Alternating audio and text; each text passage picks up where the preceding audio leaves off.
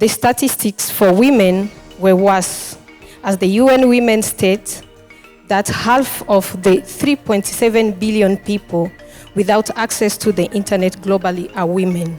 It is in this context, ladies and gentlemen, the world, under the leadership of UN Women, organized the Generation Equality. On behalf of the Ministry of Gender and Family Promotion, we are gathered today to take stock on the commitment, implementation, and put together a joint action plan for the next year.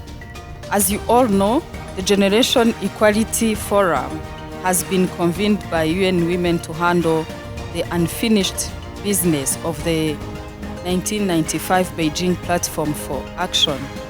Let's use today's session to create synergy and ownership among different stakeholders, but also to devise a strategy to keep track of progress, as 2026 is not far. UN Women initiated Generation Equality Forum. It's a 5-year journey that seeks to reiterate earlier commitments. It's not reinventing the wheel.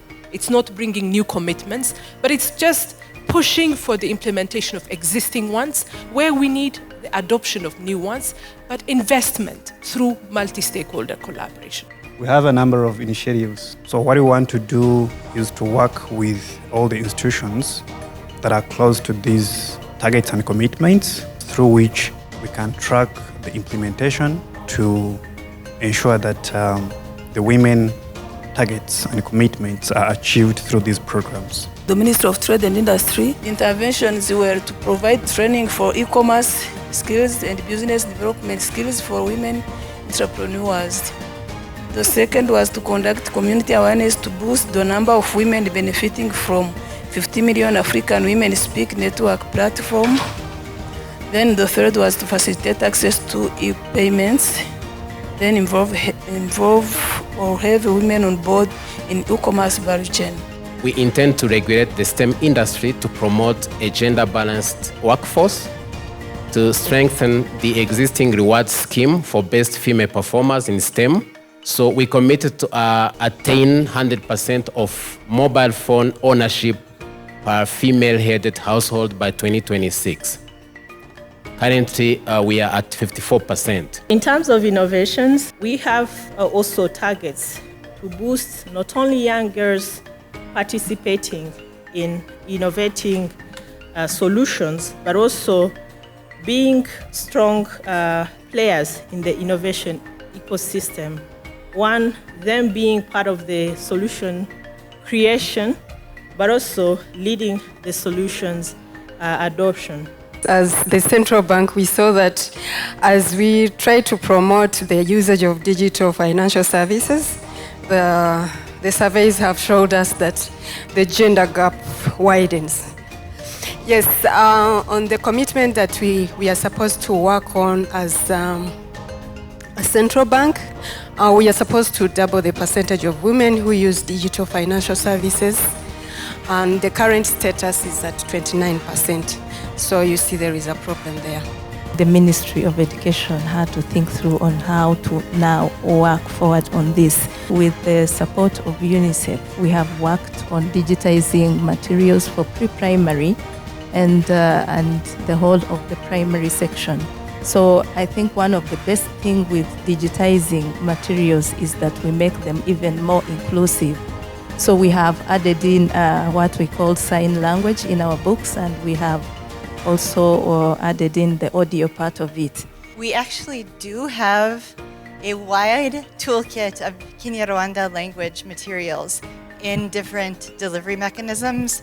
So audio, radio, face-to-face, digitized. We also really look very carefully at people with limited levels of numeracy and literacy when we do the design. And so those things are already there. We just do a terrible job of marketing. And that's part of the issue. UNICEF under the Generation Limited, we also have a target to look at young people, adolescents young people and digital skills, both in school and out of school. As many of you be aware, we also have a program called GIGA, which is connect to all schools. with internet. At the same time, the communities around the school benefit that connection. The aim of Rawise now, we are going to rural area to talk to this girl. They really have this ambition to do the STEM field. Another thing that we really doing, we want to show them the hands-on activity using local materials. Because when we were studying before, we were thinking that science is in the lab. Girls are still having different barriers preventing them from joining those STEM. We are working with the dropout, we are working with the teenage pregnancies, we are working with those mindset, those cultural norms are still there. According to interventions that we are proposing, this gender responsive pedagogy aims to get equal chance, equal right in activities that are in the school, teaching and learning practices. We talked about the digital skills, we talked about the digital literacy, but there should also be a financial literacy. If I'm being given a loan as a woman, if I'm being given a loan as a girl, how do I use this money? Do I know how to actually use these finances? Do I know how to pay back for these loans? Do I know all the financial aspects? Because I believe people get to learn all this when you get into that issue. But there should be already an education from the very ground before you get into the space. There is a financing that works for women guideline to be done by BNR, and also a policy initiative on strengthening access to mobile money to address women's financial inclusion, financial needs, especially women who lack knowledge on usage of digital financial services. So we want to see how the use cases that are actually going to support, especially women entrepreneurs. So if we're empowering girls, but the parents themselves are not empowered, then they slow down the progress. And all the work that's being done, it's not getting to the achievements we're looking to get to. So I think awareness starts mostly with the parents of these girls, so they get to know that these opportunities are there, and your girls are capable of doing A, B, C, D, E, and then we'll see more progress over time. Young people don't leave us behind in ICT. We have been advocating to bring you for the leadership also to this level, but now with ICT, you are the leaders.